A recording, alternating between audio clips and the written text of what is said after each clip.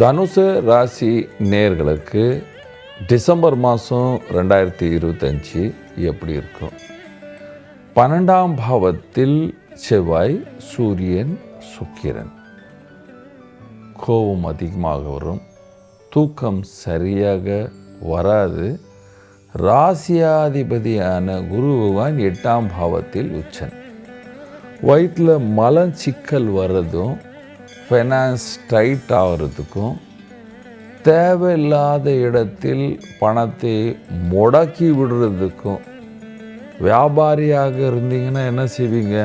இந்த ஷேரை வாங்கிடலாம், அதை வாங்கிடலாம், இது டபுள் ஆகிடும், அந்த மாதிரி இருக்கிற பணம் எல்லாமே முடக்கிற காலம் என்று சொல்லுவேன்.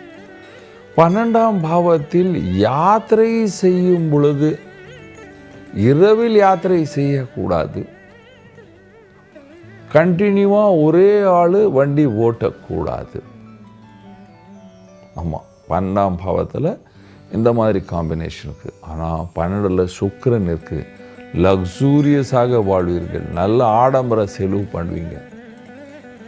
ஏதாவது அண்ணன் தம்பி வீட்டில் இருக்கிற ஏதாவது ஃபங்க்ஷன் இருந்தால் அதுலேயும் போய் கலந்துக்குவீங்க.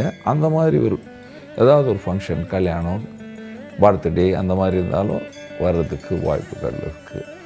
அரசியல்வாதிகளுக்கு அலைச்சலான செலவுள்ள காலம். வியாபாரிகளுக்கு சுமாரான காலம். யாத்திரைக்கு செல்ல வேண்டிய காலம். வியாபாரத்துக்காக யாத்திரைக்கு செல்ல வேண்டிய காலம்.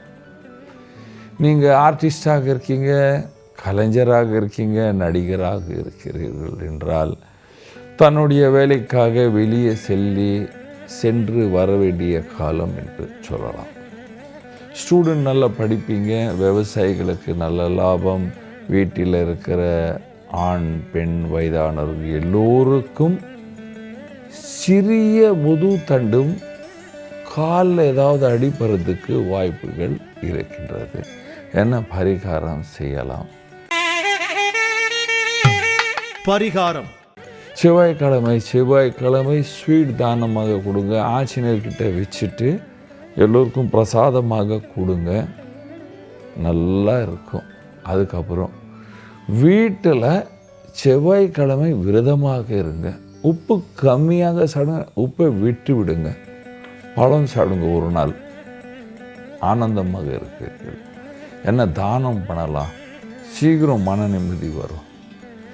தானத்தில் இந்த காலத்தில், இந்த மாதத்தில் நீங்கள் பிளாங்கெட் தானம் பண்ணலாம்.